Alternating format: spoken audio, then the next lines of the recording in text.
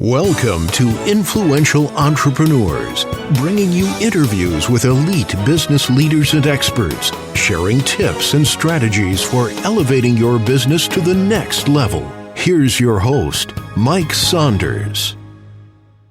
Hello and welcome to this episode of Influential Entrepreneurs. This is Mike Saunders, the Authority Positioning Coach. Today we have with us Dan Duckworth, who's the founder of the Crucible Life, an online community for changemakers, and the host of the Changemakers Masterclass. Dan, welcome to the program. Thanks, Mike. This is fun. I'm glad to be here. Yeah, I love talking about things where you are, talking about making change and assisting and guiding and empowering leaders to do that. So give us a little bit of your background and then what led you to found the Crucible Life.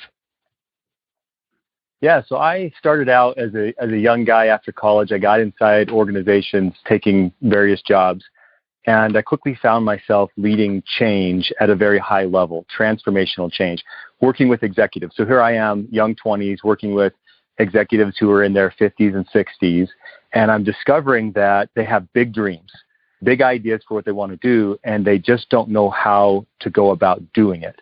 And somehow I get partnered with these individuals, usually behind the scenes, and basically start to help lead change and coach them to lead change to accomplish their big dreams. And after I did that for about 10 or 15 years, I was recruited to go outside of organizations, if you will, and start to teach other people how to do this. And it was nothing that I had ever anticipated doing. I didn't have a degree or training in teaching leadership, but a friend of mine who had done some work with me as a consultant said, "You know how to do this. You need to come teach other people how to do this." And so then I found myself, the two of us, we were designing and implementing a year-long leadership program, two of them actually, for a global Fortune 500 company. And we just started to experiment like crazy. How do you teach people how to lead transformation? And I discovered something. I discovered that when I would teach from the content, meaning I would bring in the smart people's, principles and frameworks and case studies from the universities or whatever, and I would share that with people, they were really interested because that's interesting stuff. But when I would teach from my own experiences, the people were moved. So teach from the content, they're interested. Teach from my own experiences, they're moved. And so we kind of makes me think of facts tell, but stories sell. Yeah, very, very similar, right? And I often say the most powerful content in the world is an authentic story in the making. Yeah. You share what's going on inside your personal story, and it captures people. Why? Because it transports them into their story, and they start to reflect and reframe, oh, if he's going through that, what am I going through? And if that's what it means for him, what does it mean for me? And so we're on this journey developing this program over the course of 5 years, and we start to see phenomenal success. Everyday leaders start to transform their worlds, and they start coming up to us and saying things like, you won't believe it, but you saved me. I've been trapped in a marriage for the last 20 years, and I just fixed my marriage, and I've never been happier. Or they come to us and say, I've been trapped in a toxic relationship for 20 years, and I finally found the courage to leave. Or I quit smoking after 40 years, and I just saved my relationship with my daughter. And oh, by the way, because we started to say, well, are there any business benefits to this? Because we're getting paid by this company to do this. And they started saying, by the way, this is transforming my team and our output. And so we did that for about 5 years. Then my family and I had this crazy idea. We have 6 kids. We had this crazy idea to buy an RV trailer, sell our house, and we went and lived in this RV trailer for a year, driving all over the United States. And at the end of that, I ended up back where I had gone to high school as a kid, back in Utah, and was asking myself questions like, what do I do now, right? I spent 10 or 15 years leading change inside organizations. I just spent 5 to 6 years learning to teach other people, what do I do now?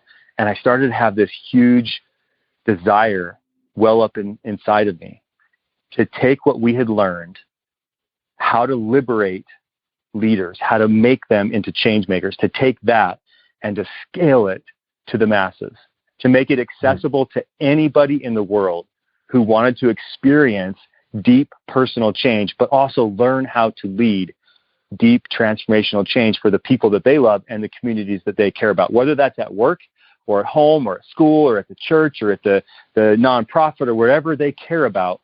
we want to empower them to go through what we call character change in order to become what we call change makers. And so that's really where I got into, mass marketing, retail. I call it retail business because I'm not actually, by trade, I'm not an entrepreneur. I'm just now in this world of being an entrepreneur, learning my way through this and the whole digital world, right? So now we're trying to scale. We started an online community called the Crucible Life, and we started a program, a premier community for people who are really serious about becoming change makers, and that's what we call the Changemakers Masterclass. I love it. As you were talking, it reminded me of something, and so this might be now our first kind of go deeper point, which is I hear change, and then I hear transformation. Well, there's a big difference between creating change and creating transformation. And it reminded me of, like in the marketing world, viral videos. Well, my personal opinion is there's no formula for creating a viral video. And I know that people will oppose that, but I think that there's elements that are important to create in a video so that it might possibly one day maybe go viral. But I don't think you can set out to create a viral video. Boom, here's the first one. So with that thought in mind, how do you coach people to create change that leads to transformation? Because is there an actual 1 + 1 = 2 and you are transformed? Or is it just like now all the things have to align so that transformation can take place? This is a great question. I love the analogy to the viral video because there actually is a formula. Okay, there is a formula for at this moment, at this time, at this topic, with this audience, to make a video go viral. But the capacity to learn that formula and to discern all of the variables that are in play, that would take you, so much time and energy and effort to figure that out, right? So what you do is you start to say, well, let's find patterns, let's find things that have worked in the past and see if we can repeat those or tweak those or so forth.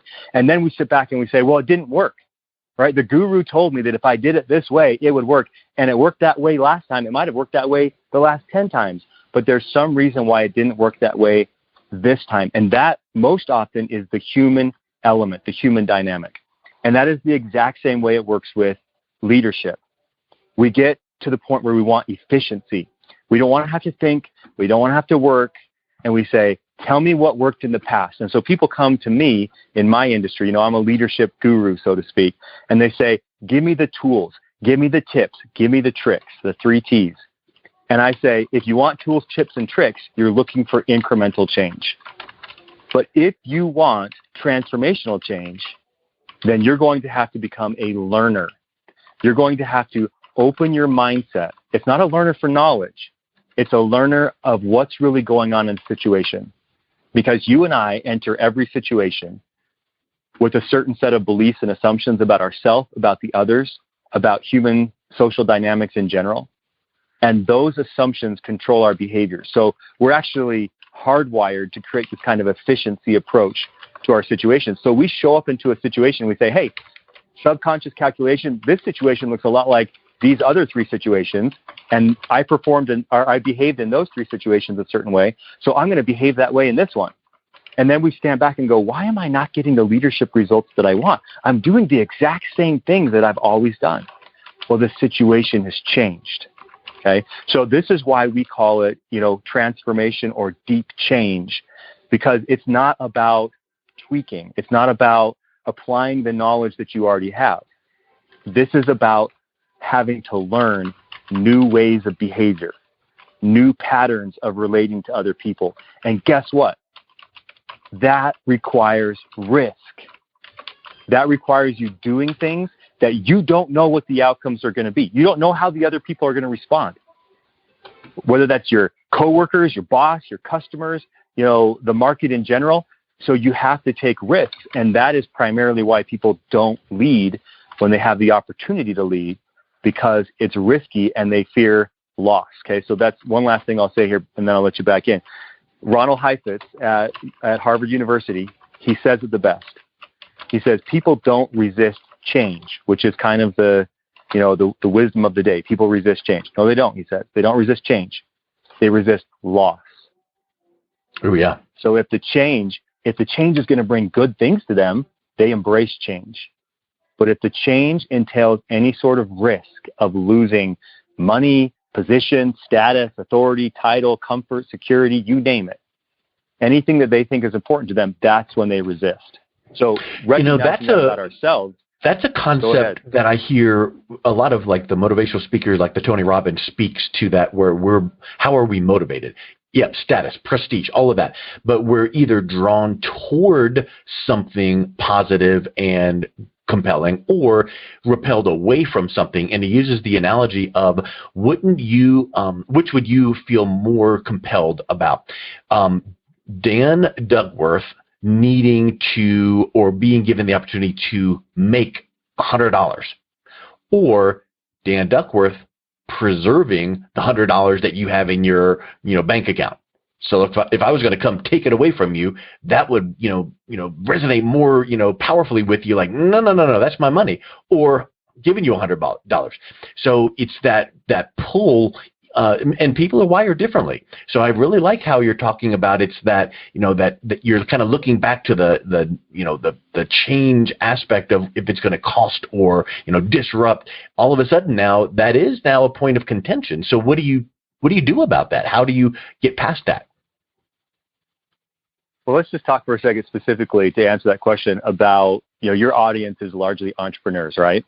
And so they're thinking about growing businesses, scaling businesses. Risk is not something that is typically foreign to an entrepreneur. It's kind of part of the lifestyle. And so, and yet if I was to ask you, Mike, I'll just ask you, what is the number one reason why a new business venture or a new product fails? You don't make sales. Okay. And why don't you make sales? You don't get the word out about it. People don't know about it. Okay. They don't understand how specifically it solves their problem they're experiencing. Okay. So it's not that the product is bad.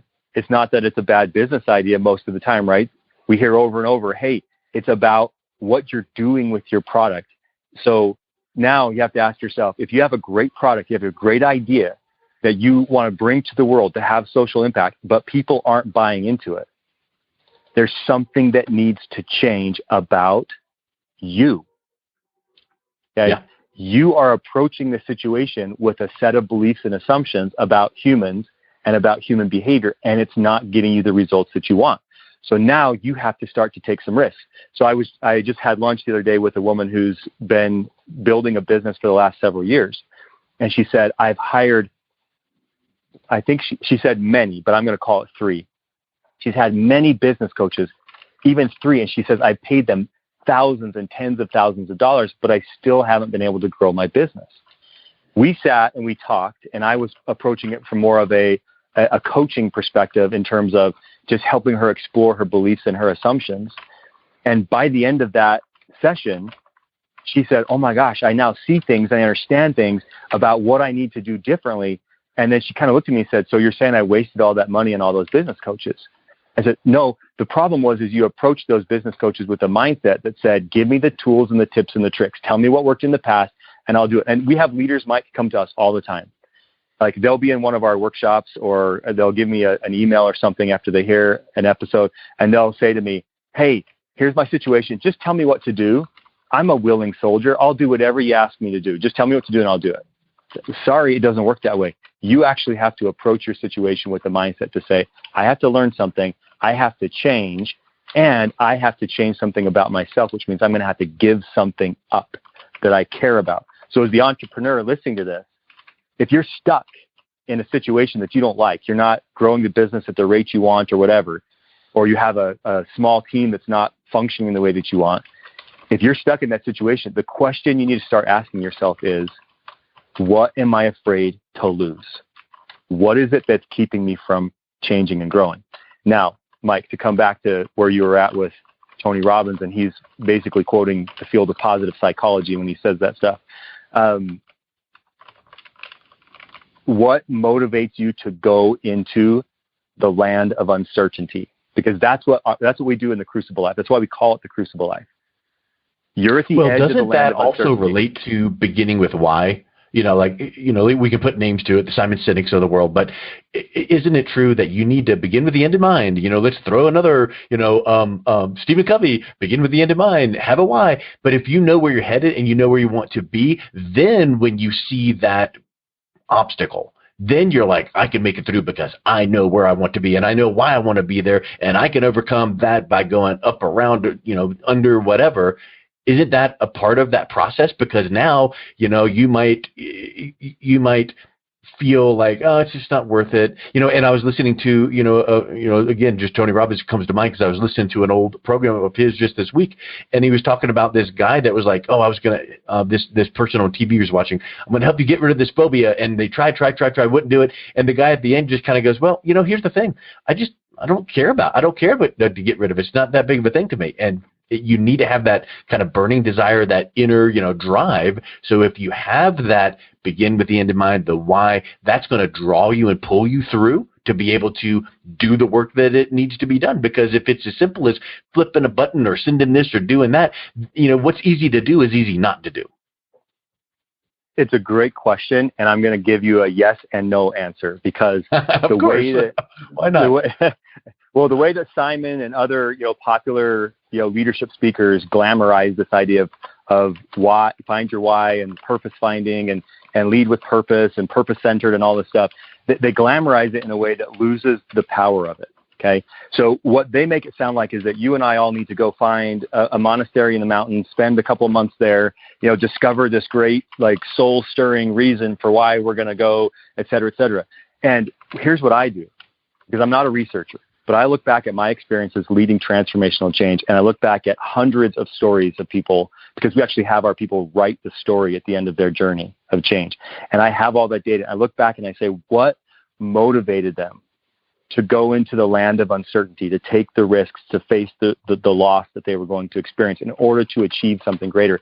And it wasn't ever, almost never is it this grand, I feel like I found my calling in life. Instead, what it is they have a problematic situation. They don't like the results that they're getting. We help them wake up to those results and then they have the moment of self-awareness and they say, this is broken. I'm actually contributing to this. Something needs to change to fix this situation, okay? And then they start to do the hard, painful work, but also exhilarating work of fixing that problematic situation.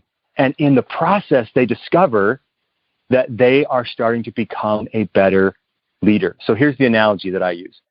If you're a kayaker, it's not, how do I become a better kayaker? I need to find my why because I really love kayaking. I was born to kayak. I was, my mom always, whatever. No, it's, I'm in the white water right now. And I have to figure out how to get from this point to that point safely, quickly, effectively, whatever the goal is.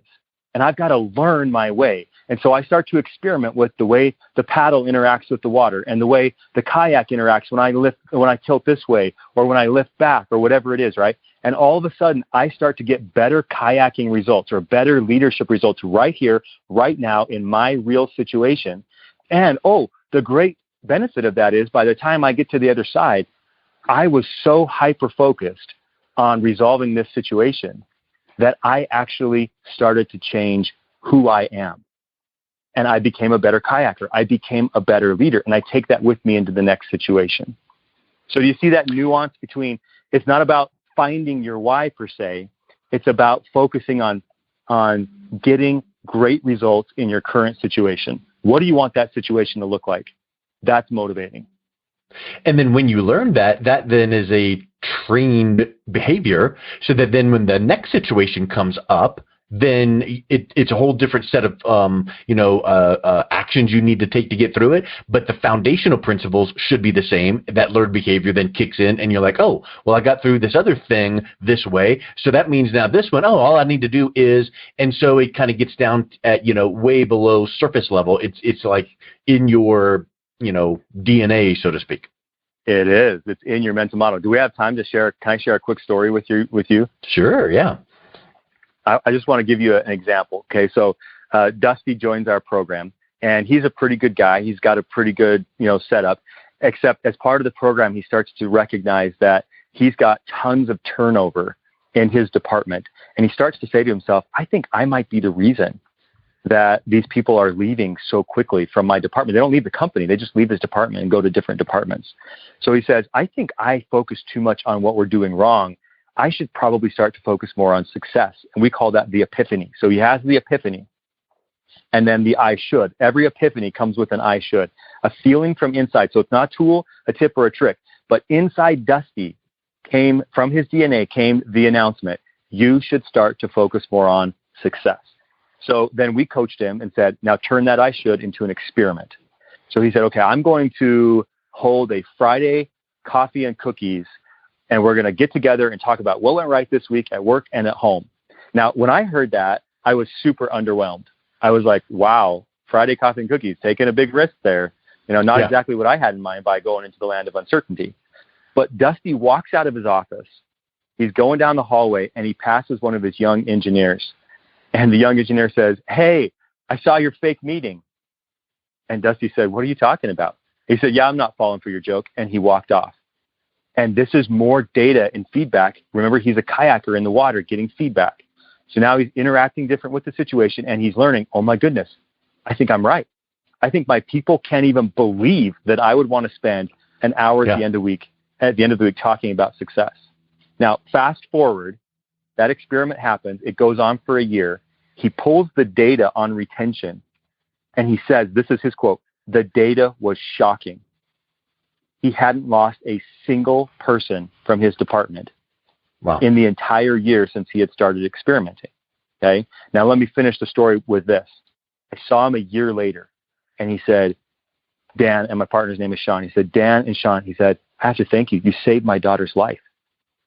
I said, what are you talking about? I've never even met your daughter. You live in Tennessee. I lived in Michigan at the time. He said, no. He said, my daughter made some bad choices. My wife called me. I was at work. She said, you got to come home. And as I was driving home, all I could think to myself was, I'm going to kill her. I'm going to kill her. I'm going to kill her. Because that's what I was raised like. And that's what all my bosses had raised me like in the work environment for 20 years. And then I heard a voice. And it was his voice coming from deep within. You said it goes deep, right? DNA. Mm-hmm. He's changed his DNA. And the voice said, no, you should go home and hug her. He said, I couldn't even believe I had the thought, but I went home, I sat down next to her, and I put my arms around her, and she broke down in tears, leaned into me and said, oh, Daddy, I'm so sorry.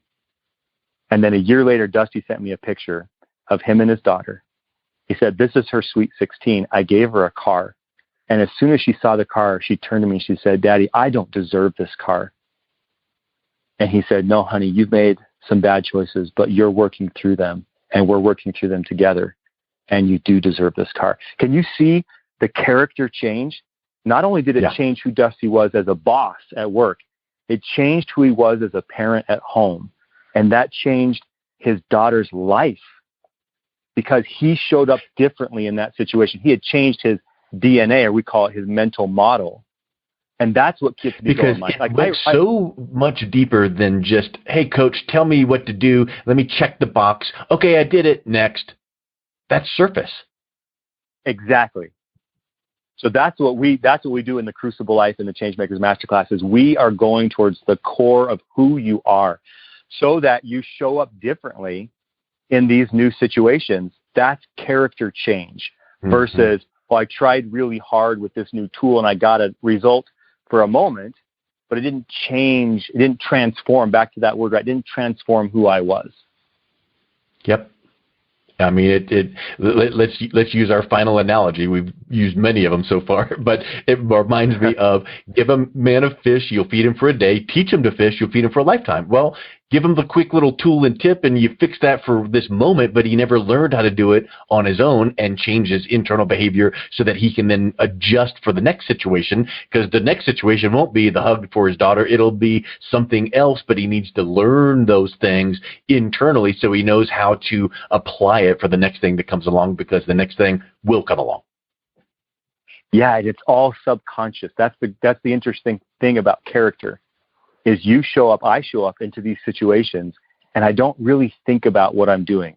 It's kind of reactionary based off of our past experiences and the narrative that we've given to those experiences. So what we do is we focus you for just a short period of time. By short, I mean months, where you are focusing on your behavior at a hyper-focused level.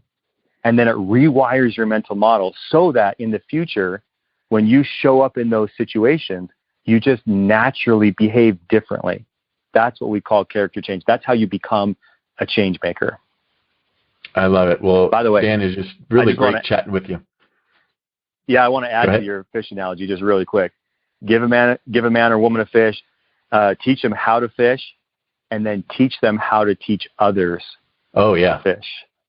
That's a great add-on. Yep, you got it. Well, how can people learn more about the Changemaker Masterclass and the Crucible Life? Yeah, we are out recruiting change makers, people who want to become change makers or take themselves to the next level. And these are the folks that the analogy I use for one more metaphor is, these are the Jedis. These are the master builders from the Lego movie. These are the people who are embedded throughout society, who feel deep in their heart a call to lead, a call to do something for the people they love and care about. And if that's you, or if you're interested, if you think it might be you, if you want it to be you, then come check us out. Our website is cruciblelife.com.